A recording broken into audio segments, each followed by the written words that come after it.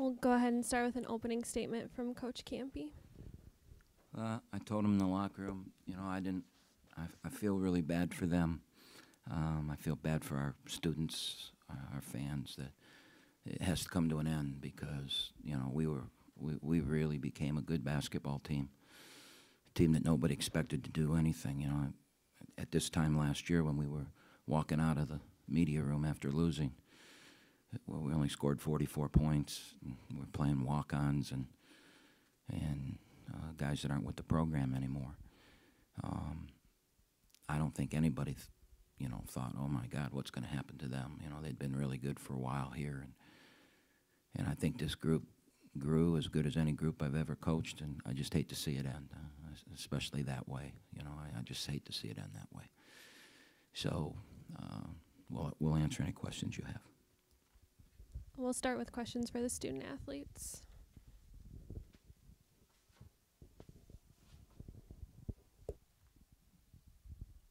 I guess for either of you, it seemed like it was almost a 10-minute run there in the second half that you didn't get a basket and a field goal. Was it just a little cold coming out of the half or anything they were doing defensively that really kept you out of the basket? No, we were just missing shots, but, I mean, we were just trying to get back on defense and just couldn't make shots.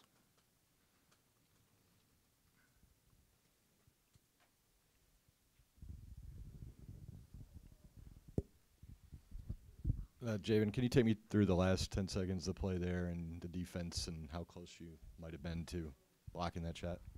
I looked at the replay, it looked like it was really close. I mean, just came down to it, and he made a play. He made a tough shot, so.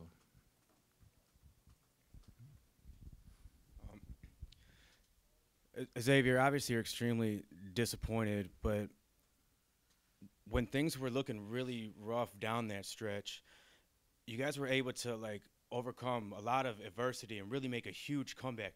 How were you able to gain that strong momentum, and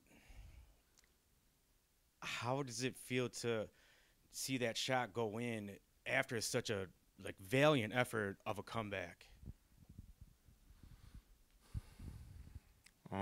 Obviously it's disappointing. I mean, our guys fought back really hard, and we made some great plays, but he threw it in that last second shot, so I mean it's obviously disappointing, but there's not really much to say. How was it for you guys having almost like a home game feel with all the fans in here for you guys? I mean, it was good. I mean, just couldn't thank our fans in our student section enough, and everybody else that surrounds Oakland for making the travel out here and supporting us for so long. Obviously, we're all disappointed that it had ended in such a way, but our student athletes are just very proud for them making the appearance and making the drive to come out here and support us.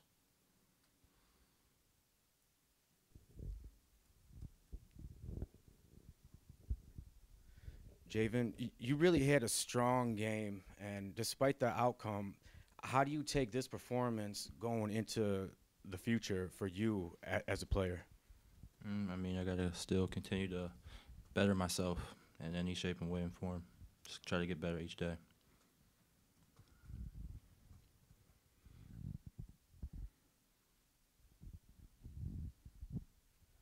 The game, it ended, Xavier, for you guys disappointingly, but you proud of the way you guys grew as a team? I mean, if you look at your first game till the end of the year, you guys won your last 5 games and could have easily beaten this team today, and they were one of the favorites in the conference. I mean, between since our first game playing together and to now, this team has made a lot of steps. We made a lot of changes internally. I'm very proud of this team and how far we've come along. And, it just shows that this is a testament to how much we can learn and how much we're willing to, buy into each other. So, again, I'm just proud of how much we've grown as a team since our first game and how much we're willing to just keep going and keep pushing.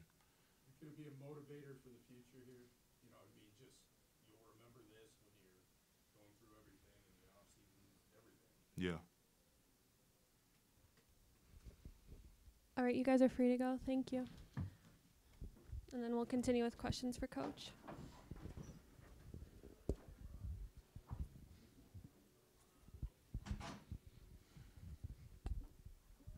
Coach, how proud can you be of your team down 61-50, less than 4 minutes, for them to not just kind of bow their heads, they're able to come back, gain the lead before obviously the final sequence? Do you forget we were ahead 28-11? There's a lot of twists in the game. Yeah. So, I mean, it's a 40-minute game, and it's a game of runs, and we've been in that situation all year. I'm vastly disappointed that we were down 62-51 or whatever, because we were ahead 28-11, and we lost our heads for about 5 minutes and gave them 6 or 8 straight points in runouts where we tried to throw an alley-oop, which we haven't thrown one all year. Why would we do it at the most important game when you're up 70? I think Brad missed a very close layup shot that would have put us up 30-11, and then it snowballed from there, and we weren't able to get back. Then we came out and started the second half, and we got 4 or 5 stops in a row, but they ratcheted up their defense and started running through passing lanes, and we didn't work hard enough to get open, and all of a sudden we fell behind and we started struggling to make shots. And I think we panicked a little bit on offense, and then I don't remember who finally made a 3, and we told them they're not, the only way they're scoring against us is in transition. If we play half-court defense, it's gotten so good that they won't score. And I told them with about 6 minutes to go, if they don't score again, we'll win. And they didn't. They didn't score again. And we would have won, and we made a mistake. I mean, we made a mistake on that last play. And I used my last timeout to go over it so we didn't make a mistake, and we did. And that's frustrating for me because we'd gone from a team that early in the season made lots of mistakes to where we were playing, we were taking the coaching and going forward with it and not making those kind of mistakes. And we made a big mistake. You leave the player of the year in the league open. I know we flew at it the shot, but we were supposed to switch that, and we didn't. 2 guys went with the ball, and we didn't switch it. We called our last timeout to discuss what was going to happen. Who didn't think that McDonald was going to go up, set a ball screen, and pop? That's what he's done his whole career.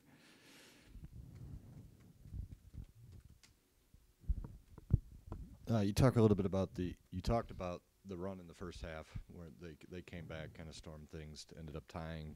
You didn't take a timeout there. Was there a reason for that? What did you see going on? Have you watched me coach? I've watched you coach a lot. Have you Just ever seen me take timeouts? I've seen you take timeouts before. Not very often. I'm not a guy that takes many timeouts. There's one every 4 minutes. The whole thing with that was that during that run there was a media timeout, maybe 2. The whole thing with that is we just panicked. We played flawless the first whatever many minutes. We had 28 points, and with 6 or 7 minutes to go in the game, we only had 48. We only scored 20 points over a long period of time, and it was because of we got away from what we were doing early, and that was great ball movement, great player movement, and we lost that. Greg, talking about the overall program situation. I mean, coming out of last year, it looked like you didn't have much coming back. Now it looks like you've got a lot coming back, and your program is back on track. That's the bigger picture thing. The other thing on the timeouts, at the end of the first half, you threw up a shot with like 28 seconds left. I think it was Newman or whatever. That's one of the times when the timeout looked like it might have been in play there. And then there was another time, of course, they were on that run and you didn't call a timeout, but there was a media timeout. Did you know that there was a media timeout when they were in the middle of their run where you guys couldn't score? In the first half of the second half. I don't remember. Yeah. I have no clue how much time was left or whatever. Yeah, okay, so you didn't know the media timeout came. I know the game ended with no timeouts, and I wish I would have had one more. What about when it comes down to your that 10-point run or whatever it was, you guys were down and then you came back. Do you look at that at all after this, or do you look at it just because you had the lead, you were disappointed? How are you going to look at the season in its totality after this? Because I don't. People wouldn't look at it and say, like in the past, you had the better team. I mean, they were the team that was expected to do all these things this year, not you guys.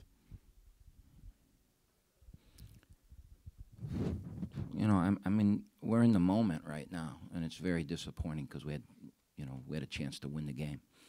And, you know, the timeout thing is, we had no timeouts left, and I would have liked to have had one or two more. That's why I save them. I think from a coaching standpoint, you know, my belief, and everybody has different beliefs, my belief is to never take timeouts, to save them for the end when you need them. And so I'm not quite sure what you're doing. The reason I didn't call timeout at the end of the half is because when we got the ball, there was 36 seconds left, and Kamari jacked up a shot that was very ill-advised. We didn't want that shot. We did get a stop at the other end, though, so it didn't hurt us. I mean, the game was tied. It ended tied. And then in the second half, I don't recall what's going on, you know, what play you were talking about or where you'd want me to take one, but, you know, I wouldn't. I never have, never will. That's just not that's not how I do it. And I think those things are gold, and you need them at the end. So that's why. And then as far as the program, I mean, when hasn't Oakland been good? Everybody expected us to not be good this year. I mean, ESPN didn't put us on, and I was very angry about that at the beginning of the year. There was somebody in the league office I called, and I said, I was very angry. And they said, well, you're projected not to be very good. I said, when haven't we been? Shouldn't we have a bad year before somebody says we're not going to be any good? I mean, that was really, to me, a slap to the program and a slap, you know, I mean, it's about the program. It isn't about, you know, what player graduated or whatever. Tell me when we haven't been good. And again, I mean, we've been in this league 6 years. We have 4 top 3 finishes. You know, in the 2 years we didn't have top 3, we were 4th and 5th, and we were, you know, bludgeoned by injuries both those years. So until we don't have a good year, I'm never going to think, oh, where's the program? The program is always good, always has been, and always will be, I hope. We need to have a bad year before we ever say, you know, worry about the program. Now, the basketball gods haven't been too good to us in Detroit. I mean, this is 4 years here, and 3 of them ended on last-second shots. And it wasn't in our favor in any of them. And last year, the 4th year, we had 2 wide-open shots and couldn't make them. So we were in the same position last year that Northern Kentucky was in today, and we missed wide open. And then the other 3 years, we lost on last second, you know. So it didn't go too good here in Detroit for us.